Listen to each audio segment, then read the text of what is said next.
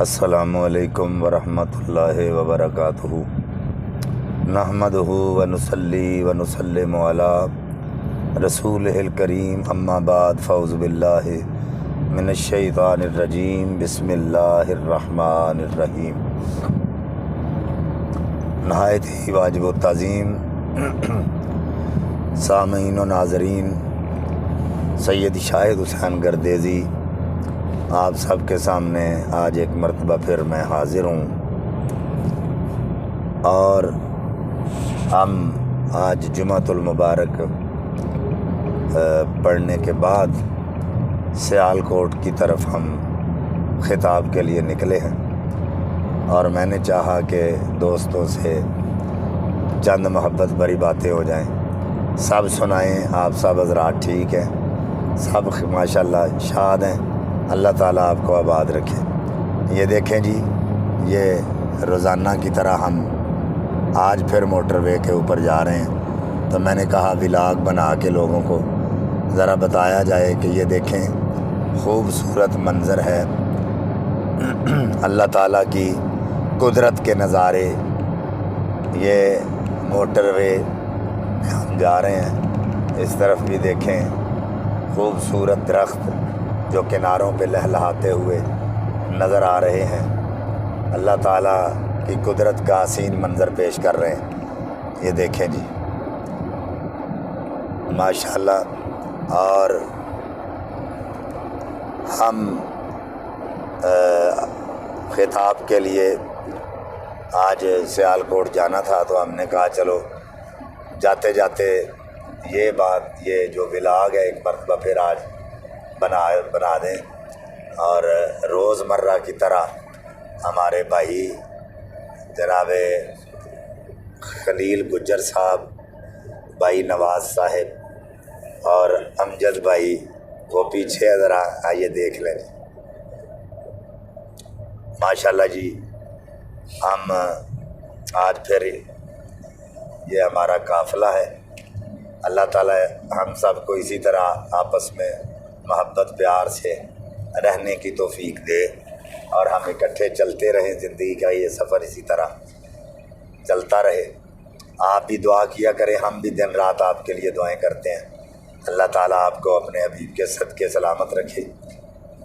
اور دوسرے نمبر پہ ربیع الاول شریف کا مبارک مہینہ، اور نبی پاک صلی اللہ علیہ وآلہ وسلم کائنات کے لیے رحمت بن کے آئے ہیں، تو نبی پاک صلی اللہ علیہ وآلہ وسلم کی رحمت جو ہمیں ملی ہے، اس پر خوشی کا حکم اللہ تعالیٰ نے جو دیا ہے وہ ہم منا رہے ہیں۔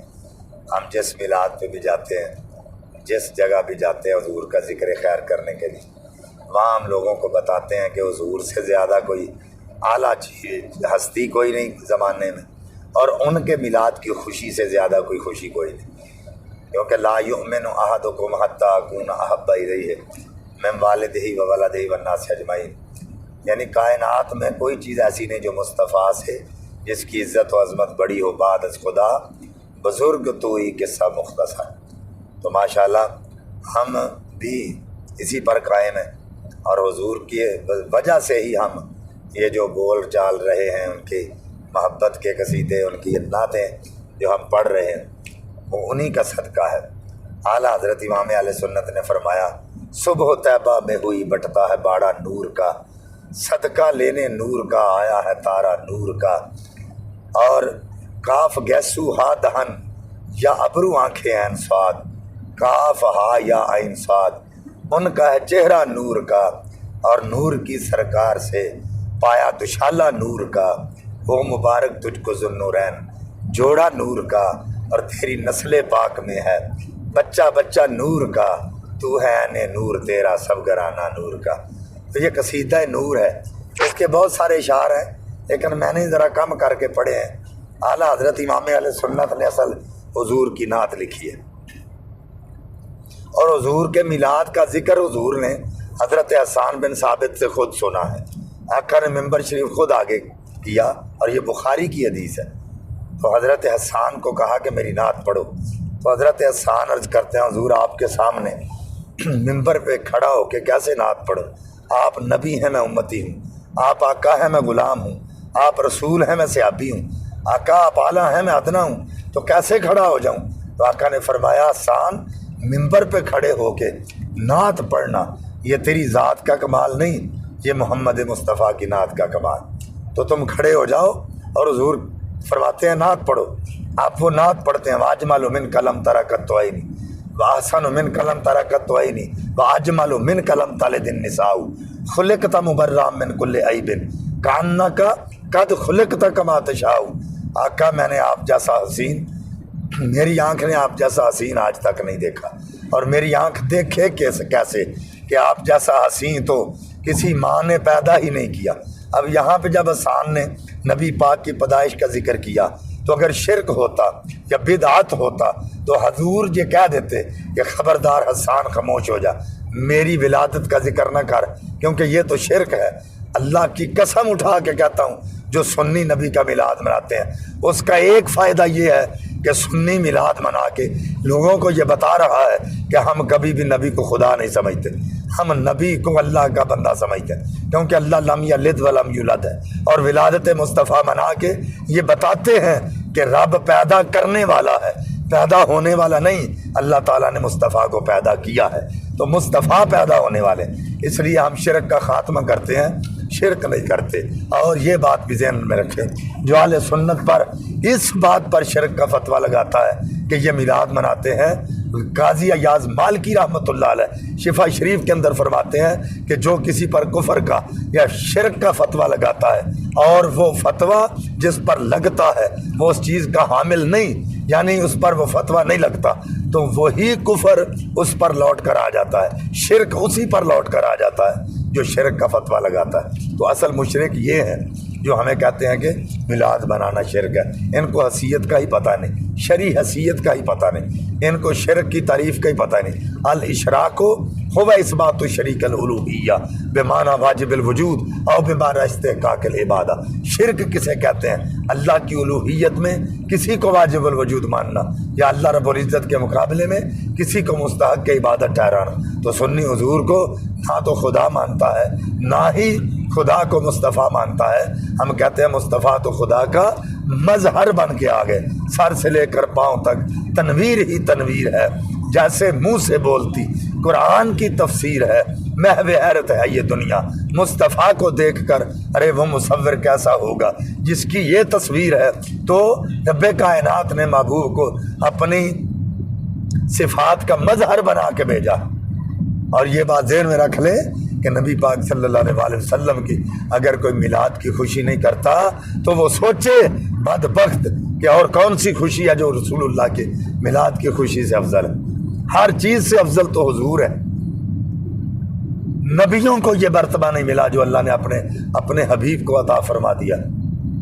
اور میں نے پہلے بھی یہ بات بیان کی ہے کہ اللہ تعالیٰ نے حضرت آدم کو صفی بنایا ہے لیکن کلیم نہیں بنایا، ابراہیم کو کلیم بنایا ہے لیکن ذبی نہیں بنایا، اسماعیل کو ذبی بنایا ہے لیکن کلیم نہیں بنایا، موسیٰ کو کلیم بنایا ہے لیکن نجی نہیں بنایا، نوح کو نجی بنایا ہے لیکن روح اللہ نہیں بنایا، تو حضرت عیسیٰ کو روح اللہ بنایا، حبیب اللہ نہیں بنایا، لیکن رب کائنات نے یہ سارے کے سارے مرتبے مصطفیٰ کو عطا کر دیے۔ جتنی بھی شان عظمت انبیاء کو اللہ نے عطا کی وہ ساری کی ساری عظمتیں مصطفیٰ کی جولی میں ڈال کر مصطفیٰ کو تمام جہانوں کے لیے رحمت بنا کر ہم میں بھیج دی۔ وہ ہر عالم کی رحمت ہے، کسی عالم میں رہ جاتے، یہ ان کی مہربانی ہے کہ یہ عالم پسند آیا۔ اللہ فرماتا ہے جب تم پر اللہ کا فضل ہو اس کی رحمت و خوشیاں مناؤ۔ تو حضور تو کائنات عالمین کی رحمت ہے، تو جس جہان کے لیے رحمت ہے اس میں خوشیاں منائی گئی، اور آج ہم بھی منا رہے ہیں۔ انشاءاللہ ہم یہ خوشیاں مناتے رہیں گے اور ہمیں نہ کوئی روک سکتا ہے نہ کوئی ٹوک سکتا ہے۔ اس کی وجہ وَلَلْآخِرَةُ خَيْرٌ لَكَ مِنَ الْأُولَىٰ، کیونکہ نبی پاک کی آنے والی زندگی گزری ہوئی زندگی سے بہتر تر ہوتی جا رہی ہے۔ جب تک وقت گزرتا جا رہا ہے حضور کے میلاد کے جھنڈے زیادہ ہوتے جا رہے ہیں، حضور کے میلاد کی خوشیاں زیادہ ہوتی جا رہی ہیں، حضور کے میلاد کے چرچے بلند ہوتے جا رہے ہیں۔ یہ اسی وجہ سے ہے کہ اللہ تعالیٰ نے ہم سب کو یہ توفیق عطا فرمائی کہ ہم اللہ کی توفیق سے حضور کے میلاد کا ذکر کرتے ہیں، شان عظمتیں بیان کرتے ہیں، حضور کی فضیلت بیان کرتے ہیں، حضور کی مثلیت بیان نہیں کرتے۔ جو بندہ سٹیج پر فقط مثلیت بیان کرے، ہمارا یہ عقیدہ ہے حضور نبی پاک صلی اللہ علیہ وسلم نوری بشر ہیں. ٹھیک ہے، تو یہ ہمارا عقیدہ ہے. تو جو اس عقیدے کو نہیں مانتا ہمارا اس کے ساتھ کوئی تعلق نہیں. حضور کو جو بشر نہ مانے وہ فاسق ہے، کافر ہے. جو نور نہ مانے وہ فاسق ہے، کیونکہ نورانیت حضور کی پوشیدہ ہے، اور جو بشریت ہے وہ ظاہر ہے. جو ظاہر کا انکار کرے وہ کافر ہے. اس لیے ہم یہ کہتے ہیں کہ حضور کو بشر نہ ماننے والا وہ کافر ہے، اور نور نہ ماننے والا وہ فاسق ہے. حضور نوری بشر ہیں. آقا کے آنے سے اندھیرے چھٹ گئے. حضرت آمنہ کہتی ہیں خارج منی نور، مجھ سے نور خارج ہوا، اور میں نے اپنے کوٹھے میں لیٹ کر ملک شام کے محلات کا نظارہ کیا. آ کے گودی آمنہ دی، رنگ لایا نور نے، ہو گیا چانن جدوں جلوہ دکھایا نور نے. اور اعلیٰ حضرت فرماتے ہیں نور ازلی چمکیا، غائب اندھیرا ہو گیا، کملی والا آ گیا، تھاں تھاں سویرا ہو گیا.